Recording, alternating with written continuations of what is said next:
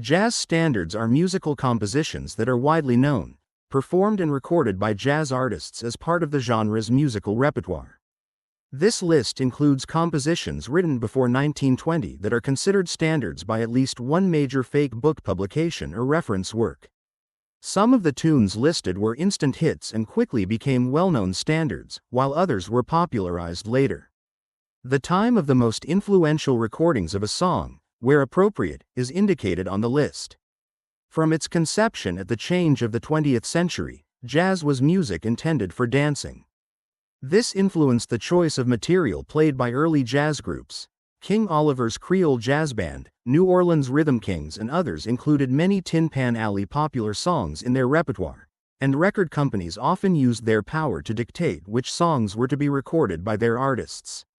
Certain songs were pushed by recording executives and therefore quickly achieved standard status. This started with the first jazz recordings in 1917, when the original Dixieland Jass Band recorded Darktown Strutters Ball and Indiana.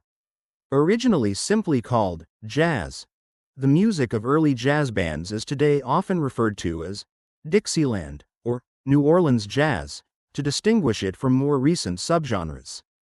The origins of jazz are in the musical traditions of early 20th century New Orleans, including brass band music, the blues, ragtime and spirituals, and some of the most popular early standards come from these influences.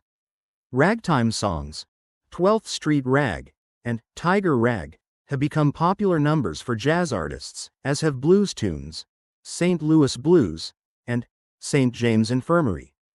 Tin Pan Alley songwriters contributed several songs to the jazz standard repertoire, including Indiana and After You've Gone.